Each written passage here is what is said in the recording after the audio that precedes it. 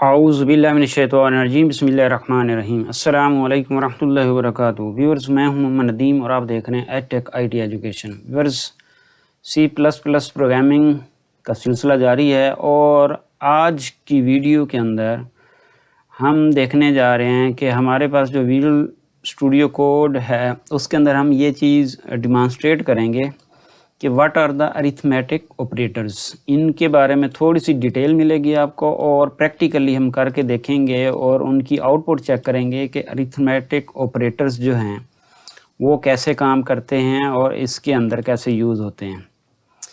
अच्छा, एक तो इस चीज़ को हमने डिस्कस करना है। दूसरे नंबर पे हमारे पास है रिलेशनल ऑपरेटर्स, यानी कि उनको कंपैरिजन ऑपरेटर्स भी कहते हैं। इन दोनों को इस प्रोग्राम के अंदर हम डिमॉन्स्ट्रेट करने जा रहे हैं, इनके बेसिक कंसेप्ट सीखने जा रहे हैं और इनको प्रैक्टिकली इम्प्लीमेंट करने जा रहे हैं। तो आइए चलते हैं प्रोग्राम के अंदर और देखते हैं कि इनका क्या यूज़ है।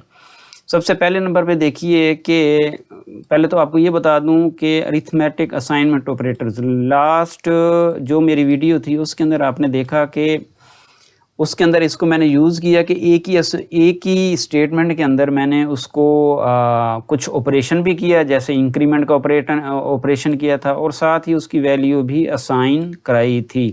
तो इस वजह से हम उसको क्या बोलते हैं, अरिथमेटिक असाइनमेंट ऑपरेटर। अच्छा, इसके अंदर हम अभी एग्जांपल्स देखेंगे कि हमारे पास जो डिफरेंट अरिथमेटिक असाइनमेंट ऑपरेटर्स हैं वो कौन से हैं। जैसे ये प्लस इक्वल का साइन है, इसी तरह माइनस इक्वल का साइन है और स्टेरिक इक्वल का साइन है। इसी तरह ये आपके पास जो है डिवीजन इक्वल का साइन है और ये आपके पास रिमाइंडर इक्वल का साइन है। पहली बात तो ये है कि ये देखें, अगर ये आप इस स्टेटमेंट को इस तरह लिखते हैं कि एक वेरिएबल थी हमारे पास num1 और नंबर 1 प्लस इक्वल टू 3, ये बिल्कुल सेम एज इट इज़ है कि number 1 is equal to number 1 plus 10, यानी कि ये बजाय इसके कि आप इसको ये इस तरह बिल्कुल अलग-अलग लिखें, num1 एक दफ़ा लिखें फिर दोबारा लिखें और फिर 10 करें, तो इसका जो शॉर्ट फॉर्म है या जो एक यूँ कह लें कि शॉर्ट किस्म का आपके पास ऑपरेटर है जिसको हम अरिथमेटिक असाइनमेंट ऑपरेटर कहते हैं, उसको यूज़ करते हुए हम क्या करते हैं, num1 प्लस इक्वल टू 3। तो इससे क्या होएगा कि इससे num1 की जो वैल्यू है, जो आपके पास कंप्यूटर है या आपके पास जो जब प्रोसेसर इसकी प्रोसेसिंग हो रही होगी, प्रोग्राम की एग्जीक्यूशन हो रही होगी, तो उसके अंदर num1 लेगा, उसको फिर आपके पास जो वैल्यू 3 है उसको असाइन करेगा। यहाँ पे ये आएगा, ये बेसिकली 3 है, 7 नहीं है। और इसी तरह ये इसको हम 3 कर देते हैं, ये 2 हो गया और ये 3 इस तरह से हो गया। तो इसका मतलब ये है। अच्छा, यानी कि वो num1 को लेगा, उसमें फिर num1 के अंदर 3 ऐड करेगा और उसके जो रिज़ल्ट होगा वो देगा। इसी तरह माइनस के अंदर ये करेगा और इसी तरह same as num1 is equal to num1 multiplied by 2। तो इसका मतलब ये है। अच्छा, इसी तरह अगर आगे चलें तो उसके अंदर आप ये देख रहे हैं कि num1 डिवाइडेड बाई 3, ठीक है जी। और इसकी शॉर्ट फॉर्म जो है, या अगर आप अरिथमेटिक ऑपरेटर यूज़ करना चाहते हैं तो उसके अंदर आपको ये करना पड़ेगा कि आप num1 लगाएंगे और उसके बाद आपके पास जो डिवीजन का ऑपरेटर है वो लगाएंगे और उसके बाद 3 लिखेंगे। तो इसका ये पर्पस जो है या इसका जो मकसद है ये सेम ही होगा कि num1 डिवाइडेड बाई 3। तो चलिए इस प्रोग्राम को हम एग्जीक्यूट करते हैं और 1 बाई 1 हम अपनी स्टेटमेंट को वेरीफाई करते हैं कि क्या जो हमारी अंडरस्टैंडिंग है उसके अकॉर्डिंगली ये एज इट इज़ एग्जीक्यूट हो रहा है कि नहीं हो रहा। तो अच्छा जी, इसको स्टार्ट करते हैं जी। इसकी अब डिबगिंग स्टार्ट करते हैं और देखते हैं कि इसके अंदर ये देखिए पहली स्टेटमेंट आ गई जी। इसके अंदर हमने num1 को वैल्यू असाइन कर दी 7। अच्छा, अब हम ये देखते हैं कि इस स्टेटमेंट से क्या आउटपुट आती है। अब 7 था तो इसमें 10 आ गया। इसका मतलब ये हुआ कि वही बात कि num1 is equal to num1 plus 3, यानी कि num1 को लिया, उसमें 3 ऐड किया और उसकी जो रिज़ल्ट आया उसको num1 के अंदर असाइन कर दिया। और यही वजह है कि ये देखें नीचे 10, इसकी आउटपुट 10 आ गई है। अच्छा, उसके बाद दूसरी स्टेटमेंट है जी, थोड़ा सा बड़ा कर दें। अच्छा, दूसरी इसके अंदर जो स्टेटमेंट है जी वो है num1 माइनस इक्वल टू 3। अब इसके अंदर क्या होना चाहिए कि num1 को लें -3 करें और रिज़ल्ट जो है वो num1 के अंदर दोबारा स्टोर कर दें। अब लास्ट स्टेटमेंट की एग्जीक्यूशन के बाद जो रिज़ल्ट था num1 के अंदर वो 7 था। तो 7 के अंदर जो है अब हम ये करते हैं कि इसको यहाँ पे एग्जीक्यूट करते हैं। तो अब num1 के अंदर 14 आ गया। अच्छा, इस पिछली स्टेटमेंट के अंदर 7 आया, यानी कि इसकी जो रिज़ल्ट था वो 7 बचा। अब वो अगर उसको मल्टीप्लाई 2 से कर दें तो 14 बन जाता है। और अब इसके अंदर ये देखें कि अगर हम यहाँ पे डिवाइड करें तो डिवाइड करते वक्त नम डिवाइडेड बाई 3 इक्वल किसके आना चाहिए, ये 4 आना चाहिए, और 4 आया है। अच्छा, अब उसके बाद जी अगर हम यानी कि अगर num1 को डिवाइड करें 3 के ऊपर तो रिमाइंडर जो आना चाहिए वो हमारे पास क्या होना चाहिए, 1 होना चाहिए। तो ये देखें कि ये सारी एग्जीक्यूशन के बाद हमने यही रिज़ल्ट निकाला कि ये जो हमारे पास अरिथमेटिक असाइनमेंट ऑपरेटर्स हैं वो क्या करते हैं कि एक तो वो अरिथमेटिक ऑपरेशन परफॉर्म करते हैं, प्लस का है, माइनस का है, मल्टीप्लाई का है, डिवीजन का है या रिमाइंडर का है, और दूसरे नंबर पे फिर वो असाइन भी कर रहे हैं वैल्यू उस के अकॉर्डिंगली। तो ये तो हुआ जी आपके पास अरिथमेटिक असाइनमेंट ऑपरेटर्स। अच्छा, उससे आगे चलते हैं और उससे आगे आप ये देखें कि आपके पास जो है यहाँ पे अब हम डिमॉन्स्ट्रेट करते हैं कंपैरिजन ऑपरेटर, या उनको रिलेशनल ऑपरेटर भी कहते हैं। पहली बात तो ये कि कंपैरिजन का मतलब ये है कि हमने कोई से दो एक्सप्रेशंस, या सिंपली आप कह सकते हैं कोई सी दो वैल्यूज़ को हमने कंपेयर करना है और उसका रिज़ल्ट चेक करना है कि वो ट्रू में आता है या फॉल्स में आता है। अब उसके लिए हमारे पास कुछ ऑपरेटर्स होते हैं लैंग्वेज के अंदर, जिस तरह C++ लैंग्वेज के अंदर हमारे पास ऑपरेटर है एक ग्रेटर दैन का, ये दो वैल्यूज़ को चेक करेगा, ये दो एक्सप्रेशंस को चेक करेगा। आगे चल के आपको पता चलेगा कि एक्सप्रेशन में क्यों कह रहा हूँ, उसकी वजह यह है कि इस ऑपरेटर की लेफ़्ट साइड पर जो है वो मल्टीपल कुछ ऑपरेशन हो सकते हैं, फिर उसका रिज़ल्ट हम कंपेयर कर सकते हैं, इसलिए उसको एक्सप्रेशन कहते हैं। इसी तरह राइट साइड पे भी हो सकता है। लेकिन अब भी बिल्कुल अगर बिगनिंग लेवल पे आप हैं और आप बिगनर्स हैं तो आपके लिए आप सिंपल ये कह सकते हैं कि वैल्यू लेफ़्ट साइड पे रखेंगे और राइट साइड पे रखेंगे और उसको कंपेयर करेंगे। और उसके बाद इस तरह लेस दैन का ऑपरेटर होता है, वो ये चेक करता है कि दो वैल्यूज़ में से एक लेफ़्ट पे और राइट पे चेक करके बताता है कि क्या ये लेफ़्ट वाली राइट से लेस दैन है कि नहीं है। अब यहाँ पे एक और ऑपरेटर यूज़ हुआ है और उसका नाम है इक्वल टू। याद रखिए कि एक होता है असाइनमेंट ऑपरेटर जो वैल्यूज़ को असाइन करने के लिए, जिस तरह ऊपर हम यूज़ कर रहे थे, ये असाइनमेंट ऑपरेटर था। जिस तरह हमने ये num1 इक्वल टू 7, इसके अंदर जो ऑपरेटर यूज़ हुआ है ये है हमारे पास असाइनमेंट, यानी कि असाइन करता है वैल्यू। ये 7 को num1 के अंदर उसने असाइन कर दिया। अच्छा, एक होता है आगे कंपैरिजन के अंदर इक्वल टू ऑपरेटर, वो ये डबल दो दफ़ा आप जब इसको लिखेंगे तो C++ लैंग्वेज के अंदर इसका मतलब है इक्वल टू।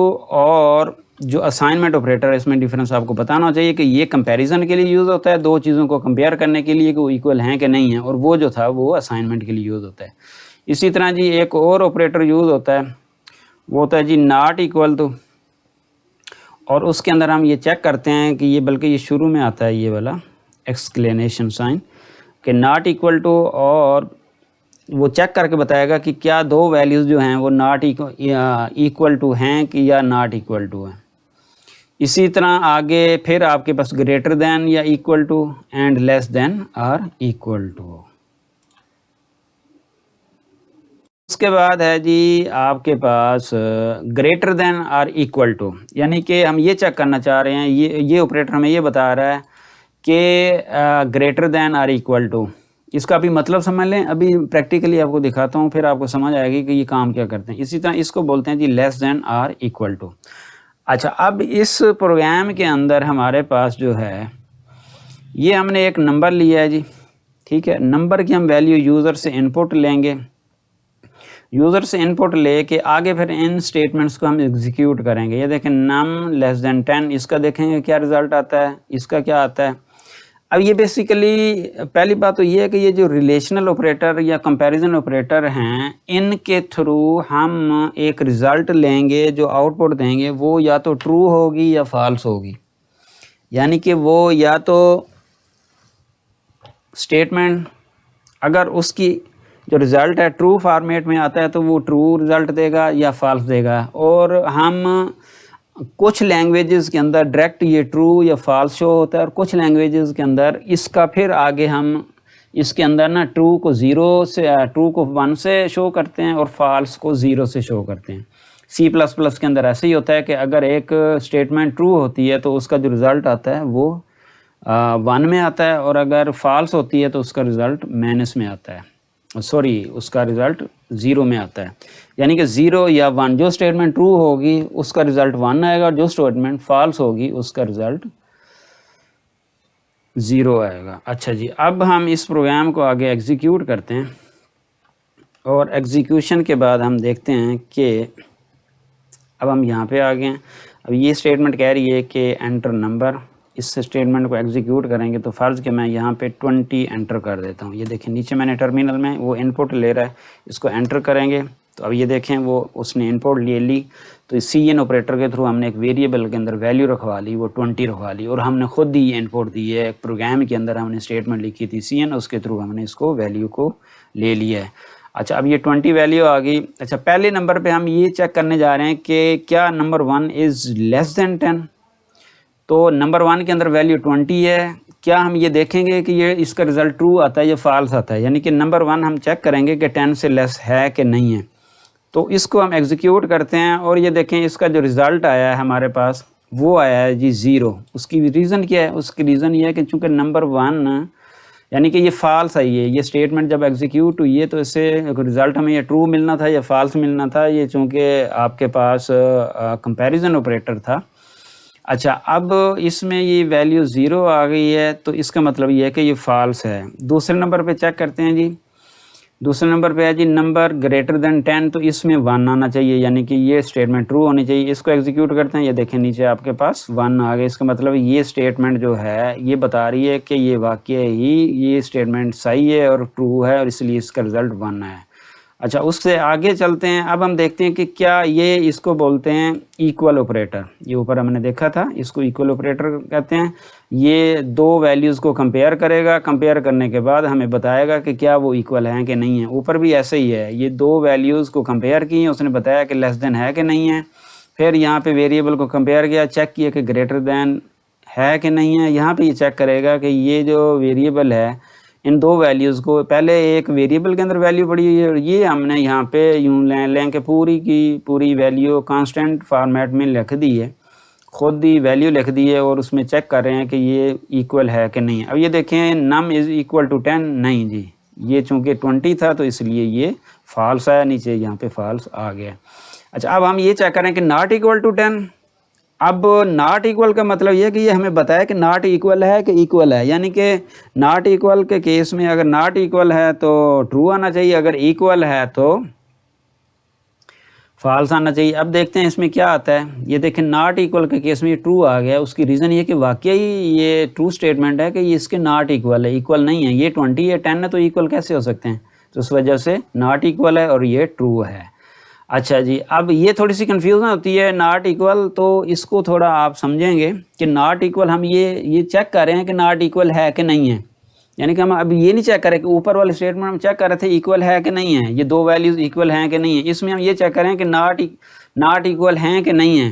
ठीक है जी, तो नॉट इक्वल ये नहीं है, तो इस वजह से ये नॉट इक्वल नहीं है, तो इसका मतलब ट्रू आना चाहिए। अच्छा जी, उसके बाद है जी greater than or equal to, यानी कि अगर ग्रेटर देन होगा तो फिर भी ट्रू आनी चाहिए, अगर इक्वल टू होगा तो फिर भी ट्रू आनी चाहिए। तो इस दोनों केस में यानी कि अगर आपके पास ये, अब ये देखें ये greater than equal to, greater than बिल्कुल है, इक्वल तो नहीं है, ग्रेटर देन है, यानी कि इस स्टेटमेंट के अंदर दो चीज़ें चेक होती हैं। अगर ग्रेटर देन होगा तो फिर भी ट्रू आएगा, अगर इक्वल होगा तो फिर भी ट्रू होगा। हाँ, अलबत्ता लेस देन होगा तो फिर ट्रू नहीं आएगा। अब नीचे वाले स्टेटमेंट में ये ना ग्रेटर देन है, ना इक्वल टू, और ना लेस देन है और ना ही इक्वल है, बल्कि ये ग्रेटर देन 10 है, तो इसमें फॉल्स आना चाहिए। अच्छा जी, ये तो थे आपके पास जी। आज हमने इस वीडियो के अंदर दो चीज़ें पढ़ी कि एक तो अरिथमेटिक असाइनमेंट ऑपरेटर क्या होते हैं, दूसरे नंबर पे हमने देखा कि रिलेशनल ऑपरेटर क्या होते हैं। तो ये थी जी हमारी आज की वीडियो।